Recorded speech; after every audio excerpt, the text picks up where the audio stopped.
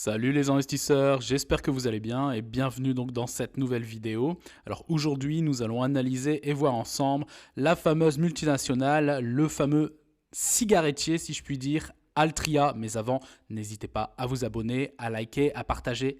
Let's go, c'est parti! Par la même occasion, si vous démarrez l'investissement ou que vous voulez avoir des bases solides, j'ai mis à jour deux listes en lien dans les descriptifs de YouTube. Donc la fameuse liste des dividendes King pour 2023, donc des sociétés qui ont augmenté leurs dividendes depuis minimum 50 années consécutivement, ce qui est juste énorme. Et la liste donc des 67, elles sont à l'heure actuelle au nombre de 67, donc les aristocrates dividendes, des sociétés qui ont augmenté depuis minimum 25 années consécutivement leurs dividendes.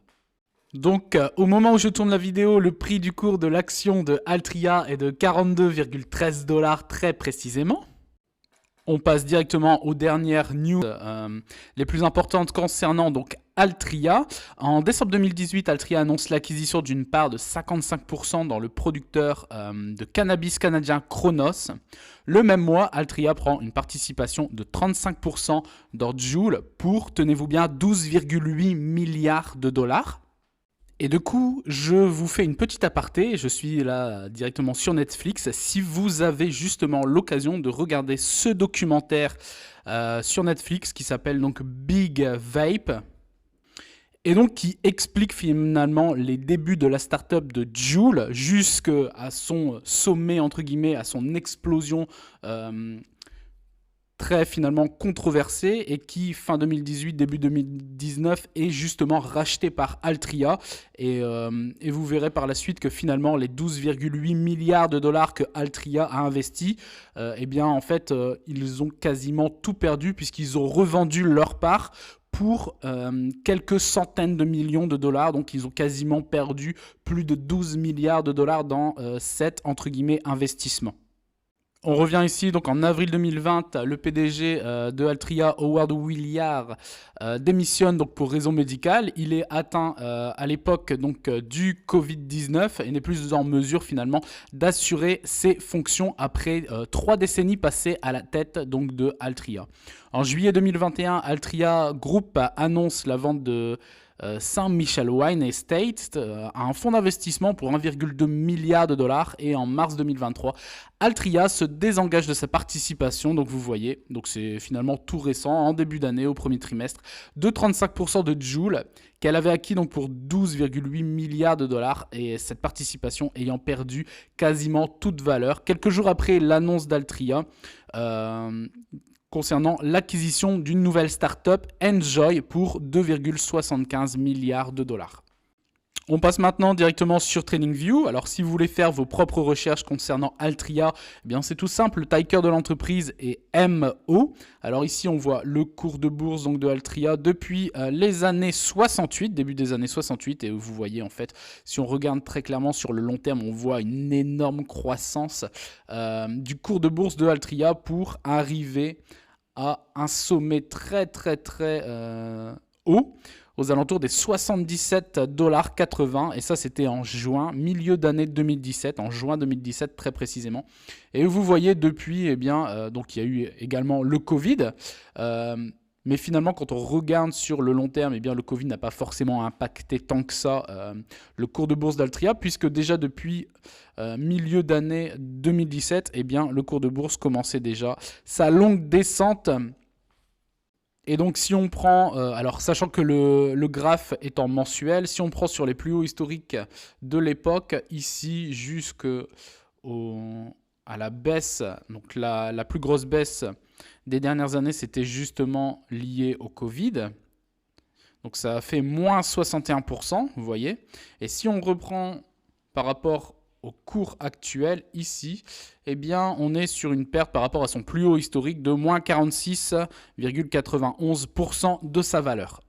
On passe maintenant ici donc sur Seeking Alpha. Alors pour voir un petit peu concernant le potentiel d'Altria finalement sur les dernières années. Si vous aviez investi il y a à peu près un an, vous seriez à moins 7,22% concernant votre portefeuille, enfin votre ligne sur Altria. Si vous aviez investi il y a 5 ans, vous seriez à moins 31,88%. Si vous aviez investi et tenu pendant au minimum une dizaine d'années, vous seriez aux alentours des plus 17, plus 18% concernant Altria, sans bien entendu compter le versement des dividendes que nous verrons par la suite. Et au max, alors au maximum pour eux, c'était aux alentours des années 1993, eh bien vous seriez à plus 789% de plus-value concernant la valeur de Altria dans votre portefeuille. On passe maintenant ici donc sur dividende.com. Eh bien donc comme dit précédemment, Altria est une des sociétés versant des dividendes les plus intéressants entre guillemets en termes de rendement. Alors surtout à l'heure actuelle où le cours de bourse a bien chuté comme on l'a vu sur le graphe depuis 2017. Et surtout avec une augmentation conséquente du dividende. C'est d'ailleurs pour ça que Altria est grandement privilégiée par les investisseurs à stratégie concernant les revenus à dividendes, revenus passifs. Mais elle est également classée dans une liste non exhaustive des sociétés finalement ayant des rendements assez conséquents. Alors forcément, c'est également à bien analyser et à prendre avec des pincettes parce que souvent les dividendes assez importants, les hauts dividendes, eh bien souvent il y a toujours quelque chose qui, comment dire, ne sent pas forcément très bon, où il y a entre guillemets des warnings, des alertes. Alors, concernant le dividende d'Altria, eh bien, il est de 3,92 $ pour une action détenue. Et donc, si vous faites le ratio, donc les 3,92 $ divisé par le cours de bourse de 42,13 $, eh bien, cela nous fait un rendement, tenez-vous bien, de 9,30%. Donc, c'est tout simplement énorme. Concernant maintenant le average price recovery, il faut 21 jours à l'entreprise pour qu'elle retrouve son cours de bourse après détachement du dividende. Concernant le payout ratio, alors le payout ratio, il est calculé différemment parce que Altria, c'est encore assez particulier comme société. Et donc ici, en tout cas pour dividende.com, le payout ratio, donc le ratio de distribution des dividendes, est de l'ordre de 75,91%. Et si, d'ailleurs je vous encourage à aller sur le site officiel de Altria, altria.com, et en fait vous allez voir que le board, le management de Altria a comme objectif chaque année de reverser un ratio de versement des dividendes, un payout ratio de 80%. Ça veut dire que pour eux, 80% de leur trésorerie est reversée directement aux actionnaires sous forme de dividendes.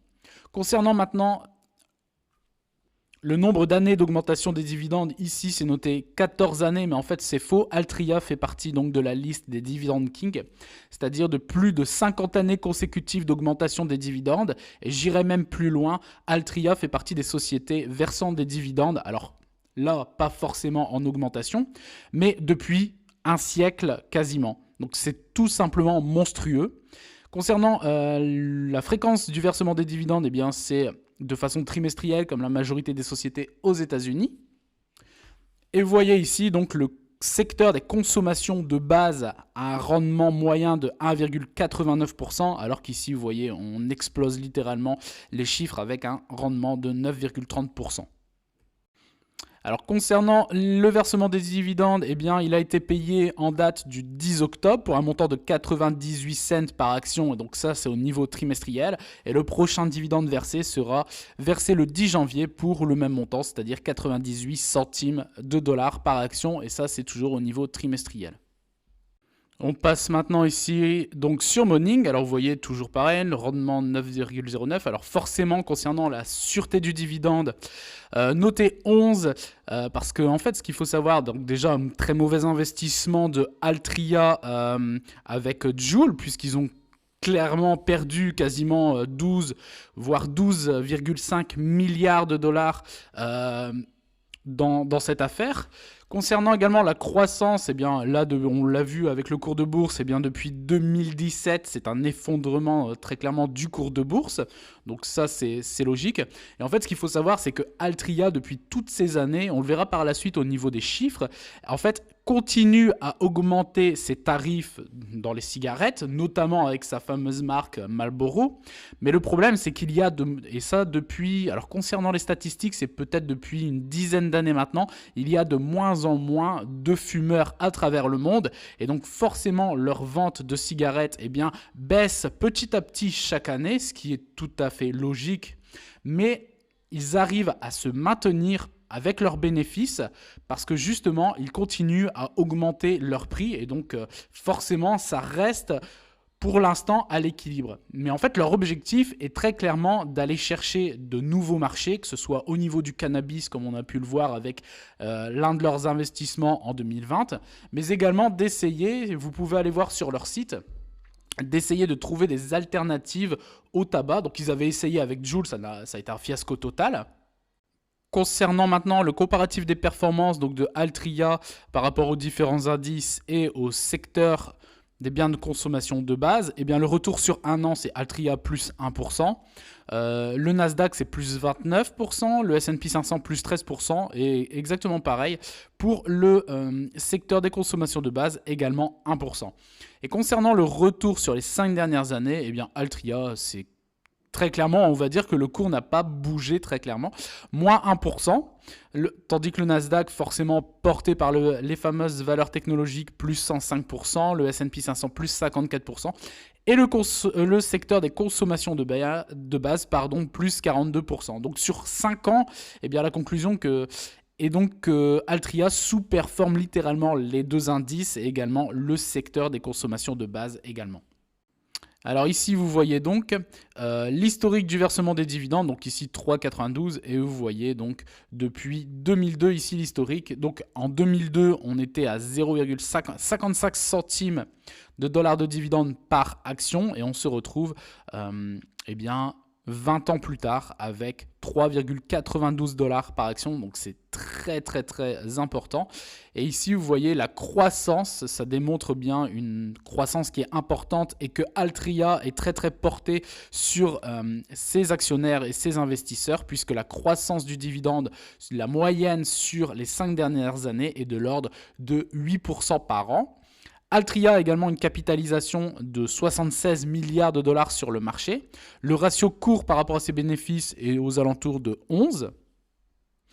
Et donc concernant Altria, ce que je dis toujours, c'est une société ne peut pas forcément continuer à verser des dividendes aussi conséquent entre guillemets, sachant que Altria est très très connu justement pour ses dividendes et sa croissance des dividendes, d'autant plus que son objectif est clairement un ratio de distribution de 80% envers ses actionnaires. Donc est-ce que l'entreprise peut continuer dans les années à venir sur cette dynamique, sachant qu'en plus les cigarettes, les ventes de cigarettes, la clientèle baisse d'année en année, même si elle continue d'augmenter ses prix légèrement chaque année et que pour l'instant, elle s'y retrouve, puisqu'on verra par la suite, mais le chiffre d'affaires est toujours très très correct. Mais il va falloir qu'elle se penche, et je pense que c'est déjà le cas, mais très très sérieusement pour d'autres alternatives. Alors ici, on passe directement au compte de résultats, donc au niveau annuel. Vous voyez 2018, chiffre d'affaires 19,6 milliards de dollars pour un bénéfice. Et vous voyez les marges, c'est ça qui est très très important également dans ce business finalement des cigarettes. C'est que la marge est assez conséquente. Bénéfice, quasiment 7 milliards de dollars. 2019, ils ont investi, donc forcément, donc le chiffre d'affaires est quasiment pareil, en termes de stabilité, c'est quasiment pareil. On est à 19,8 milliards de dollars et vous voyez une perte de 1,29 milliard de dollars, mais en fait, c'est la période où Altria a investi dans Juul. Concernant 2020, légère augmentation de quasiment 1 milliard supplémentaire en termes de chiffre d'affaires, passant à 20,8 milliards de dollars et un bénéfice de 4,47 milliards de dollars. 2021, légère augmentation de 200 millions de dollars, si je ne dis pas de bêtises, passant à un chiffre d'affaires de 21,1 milliards de dollars et par contre un bénéfice qui baisse quasiment de 2 milliards, passant à 2,48 milliards de dollars. 2022, légère, vous voyez le chiffre d'affaires soit il augmente légèrement ou alors il se stabilise. Parce que là, on est en 2022 à 20,7 milliards de dollars et un bénéfice qui explose de quasiment plus de 3 milliards de dollars, passant à 5,7 milliards de dollars de bénéfices en 2022. Et si on regarde maintenant au niveau trimestriel, on voit en mars, au premier trimestre, chiffre d'affaires de 6,68 milliards de dollars, donc c'est déjà assez conséquent, beaucoup plus que les 3 voire 4 autres trimestres précédents, donc des années 2022, de l'année dernière, pour un bénéfice donc de 1,8 milliard de dollars. En juin, 4,48 milliards de dollars de chiffre d'affaires pour un bénéfice de 2,12 milliards de dollars. D'ailleurs, si je ne dis pas de bêtises, on est dans la période où Altria devrait ou a potentiellement déjà sorti ses chiffres. Donc à savoir si ceux-ci sont bons ou c'est-à-dire sont au-dessus ou accordés avec les différentes analyses. Et du coup, donc l'une des problématiques en plus évoquées précédemment, c'est-à-dire de rechercher un nouveau business model concernant les cigarettes, puisque tout le monde sait que finalement ça entraîne le cancer, etc., et qu'il y a une chute de plus en plus importante des ventes de cigarettes à travers le monde, c'est que l'entreprise est énormément endettée. Vous voyez, entre le total, il y a plus de dettes, donc de passifs que d'actifs, et ce, en fait, depuis que je ne dise pas de bêtises, depuis 2020 quasiment, on était quasiment à égalité, et là, vous voyez, 2021-2022, et à voir si le fossé va continuer à se creuser ou pas, mais on voit que je pense sincèrement que le très mauvais investissement dans la start-up Joule, et je répète, mais vous devriez, si vous avez l'occasion de regarder le documentaire sur Netflix, il est très très intéressant, en fait ça porte énormément préjudice à Altria. Pour continuer l'analyse ici sur Yahoo Finance, on voit, alors voilà, c'est pour ça qu'il faut que chacun analyse correctement la société et par finalement ses propres caractéristiques. Mais on voit ici, concernant le taux de recommandation des analystes, on est vraiment entre soit acheter ou détenir l'action. Et donc concernant les objectifs de prix des analystes, donc actuellement on est sur un prix faible à moyen entre guillemets de l'ordre de 42,13 $. Le prix moyen serait aux alentours des 46,46 $ très précisément. Et élevé, on sera aux alentours des 60 $, voire plus 66 $. Donc potentiellement avec cette baisse qui dure depuis 2017, est-ce qu'Altria serait potentiellement un bon point d'entrée pour commencer à investir ou renforcer si vous avez déjà une position dessus? Ça, c'est toute la question. Mais c'est surtout de savoir si vous croyez réellement à la continuité du business model de l'entreprise et si celle-ci va clairement continuer à faire les efforts pour essayer de se développer davantage dans d'autres domaines. En sachant également que Altria est également investi dans le business de l'alcool et certaines marques de luxe, si je ne dis pas de bêtises, en plus forcément de tout ce qui est CBD, cannabis. Ici, donc vous voyez la valeur de l'entreprise qui est de l'ordre de 100 milliards de dollars par rapport au chiffre d'affaires qu'elle génère. Le ratio n'est pas non plus extraordinaire, de l'ordre de 4,88. Donc ce n'est pas une société qui est à l'heure actuelle surévaluée, bien au contraire. Elle serait potentiellement à un juste prix. Concernant, vous voyez, la rentabilité de l'entreprise, la marge bénéficiaire, comme vu précédemment sur le graphique, on est aux alentours des 33%. Donc ça, c'est une très très belle marge dans un business model qui perdure depuis des décennies, depuis 50, 60, 70 ans, voire plus. La marge d'exploitation qui est, elle, calculée sur les 12 derniers mois de l'année, 66,40%. Ça, on l'a vu. Alors, la croissance trimestrielle du chiffre d'affaires, donc ça, c'est quelque chose d'assez intéressant et positif. Sur les 12 derniers mois, plus 4,20%. Et la croissance trimestrielle des bénéfices, pareil, établie sur les 12 derniers mois, est de l'ordre de 137,6%. Ici, vous voyez, c'est pour ça que les chiffres peuvent différer d'un site à un autre. Vous voyez, le comparatif avec dividende.com, c'est que sur Yahoo Finance, le ratio de distribution est de 98,95%. Donc, c'est très, très, très borderline. Et très clairement, en fait, c'est si vous croyez au business model de l'entreprise, sachant que derrière, il n'y a pas non plus énormément de sociétés comme celle-ci, avec des historiques de dividendes aussi élevés en termes de rendement et aussi conséquents, parce que sans faire en sorte que celle-ci soit une dividende king, eh bien en fait, ça fait plus d'un siècle qu'elle verse des dividendes de façon régulière. En tout cas, elle ne les a jamais coupés, et je ne pense pas que ce soit dans sa politique. Donc potentiellement intéressant pour avoir, on va dire, une petite ligne dans son portefeuille avec un haut rendement, avec une distribution très régulière et conséquente des dividendes. En tout cas, c'est ce que je pense personnellement. J'espère que cette petite vidéo vous aura plu. N'hésitez pas à vous abonner, à liker, à partager et je vous dis à très bientôt pour une prochaine vidéo. Ciao!